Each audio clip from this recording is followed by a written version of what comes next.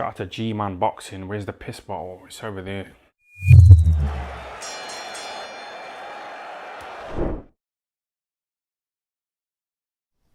You often hear people say boxing is 80% mental. It really is impossible to put an accurate percentage on it because it's a different stroke for different folks. Some people it may be more mental than others, with some it may not.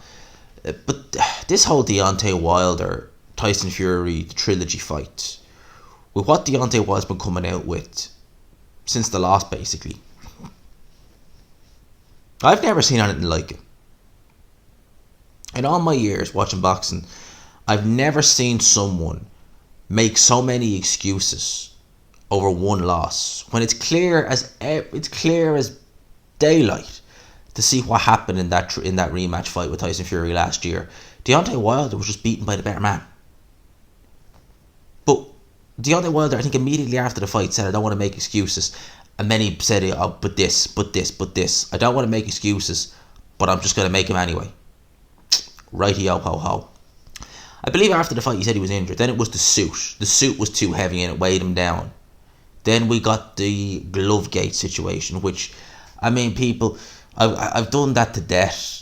I've debunked that along with several others. I mean, the fact of the matter was they even showed footage from the first fight where he never even hurt Deontay Wilder, and they tried to make it out as though that was the glove that was happening in the rematch, which it clearly wasn't because there were two different brands. Everlast and I think it was Path and Sport he used in the rematch. Then we hear egg weight, disloyal trainers, spiked. Now we're hearing some other excuse from Deontay Wilder. When does it end? And what happens in this trilogy fight? Because the more I think about this trilogy fight, the more I think the delusion of Deontay Wilder will definitely be his downfall. Now, all boxers to an extent, Eubank Sr. said it, are delusional to one extent or another. If you look at Evander Holyfield, you would say the delusion on his part. He wanted to be a heavyweight. People said he couldn't. He proved them wrong. He wanted to be undisputed. People said he couldn't. He proved them wrong. He wanted to beat Riddick Bowe. People said, etc., etc., etc. He went up to the fight until nearly 50, wanting to prove people wrong. That took an era of delusion. Because for all of us from the outside looking in, you would say, well, he's delusional for even trying to compete with these guys. But it's exactly that delusion that got him to there in the first place. You know, was it Thomas Carlyle who said that our fate at the beginning of a doubtful undertaking is the one thing that leads to the successful outcome of the venture? Essentially, that's what you're talking about with Evander Holyfield. But with Deontay Wilder, it's not any of that. He's clinging on to these straw man theories when that's all they are. It's not backed up by facts. I believe some people even said we can't back up any of these claims, but we think they're there nonetheless. How is this going to help you win a trilogy fight with Tyson Fury? Those who do not learn from history are doomed to repeat it. Have you learned anything from what you did wrong in that rematch? Never mind the excuses. What you yourself did wrong, because if you, hand on heart, believe you didn't do anything wrong, and you can go in there with the same game plan, you've lost this fight before you've even threw a punch. Because you've both been out of the ring for the same amount of time. As Tyson Fury correctly pointed out, he had 5 weeks to prepare. Not 5 weeks of training, but 5 weeks to prepare under that Kronk style that Javon Sugarhill teaches. He's had a lot longer to prepare now. He's had camps with Javon Sugarhill. He's been overtraining with Sugarhill.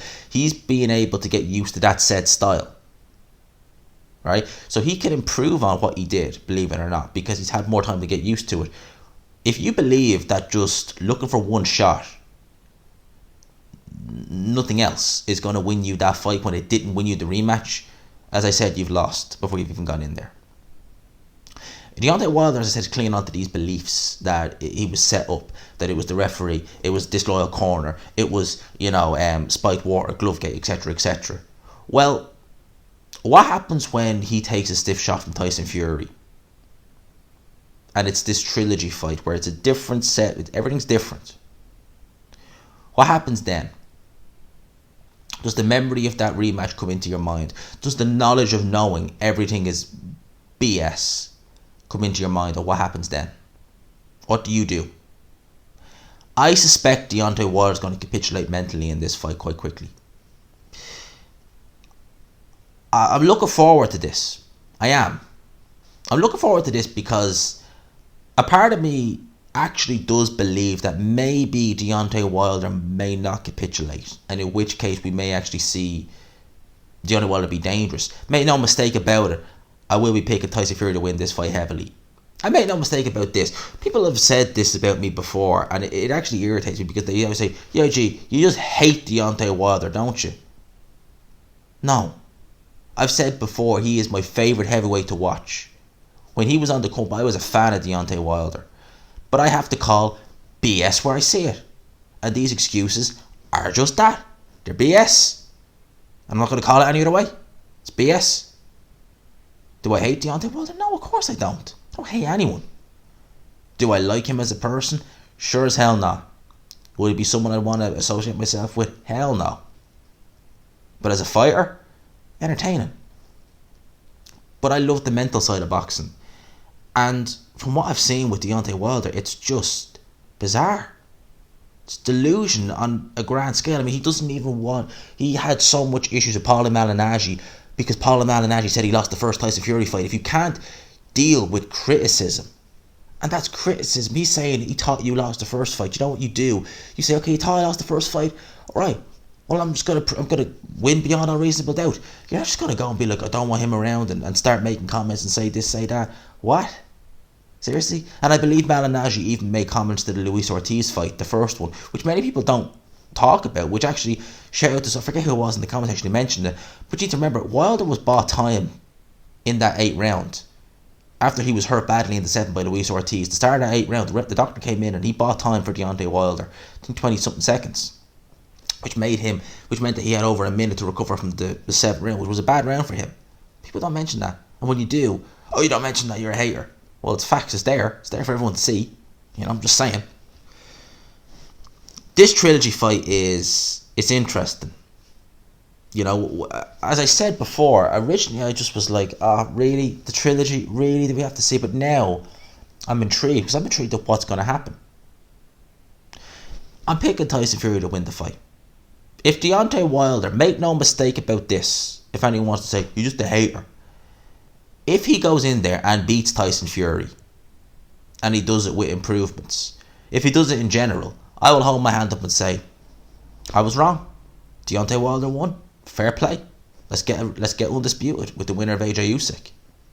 You know, I've always been objective, and I'll continue to be objective no matter what. Even if I hate the fighter, I don't hate anyone, but even if I really don't like the fighter, if they do something that is praiseworthy, I'll praise them, because that's just the way it is. That's called objectivity. That's what it's about. You know, if someone I really don't like, you know, just goes in there and does a job on someone, I'll just say, hey, look, I was wrong. Do I like the guy? No, he did it. Fair play. You won. That's what I'll say. Deontay Wilder, as I said at the start of this video, and the title of this video is he's the most delusional champion in history. I've never seen anything like it from a fighter to make so many excuses. And they always will make excuses, fighters, but at some stage,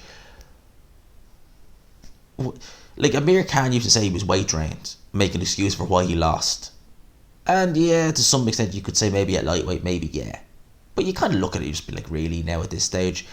But he's never made excuses like this. Say what you will about it, he's never made this many excuses. It's bizarre. And the fact that Wilder's ego keeps getting massaged by his fanboys, yeah, you were hard done by, you know, give him playing the real victim mentality. And then he comes out and says silly statements. You know, he only wants to be interviewed by the people who, you know, like that big up, and he says, your king is back. King? Really? Okay. As I put in this thumbnail, or as Dan put in this thumbnail, I should say, you have groundskeeper Willie saying, Willie hears you, Willie don't care. That's basically what it is. We just kind of take that and just kind of like, yeah, keep talking. Going into this trilogy fight, as I said, I'm intrigued to see what will happen. I said I'd pick a Tyson Fury, but I'm intrigued nevertheless. I want to know in the comments, I'm going to leave it here because I think I've been going on for long enough. I want to know in the comment section what you think. Going to this trilogy fight, what are your thoughts on this whole situation? Are you like me thinking that the excuses are just so out there, so outlandish, that the minute that it gets tough in there, we're going to see Deontay Wilder capitulate mentally? Capitulate quite badly, I think.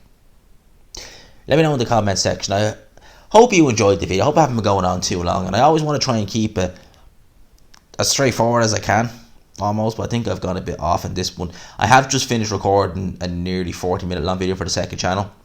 Link to that's going to be in the description, by the way. I'm not trying to plug it, but, well, I am actually trying to plug it, but it's just a plug anyway, nonetheless. But that might be one of the reasons why I'm kind of talking so quickly about things, because I was just literally talking for 40 minutes, and I said, why not finish this off? Anyway, lads and lassies, for now I'm going to leave it with that. Hope you enjoyed the video. Smash the like button if you did. Subscribe, of course, if you haven't already. You know, #GMASRocks, all that good stuff. For now, lads and lassies, I'll talk to you. Peace.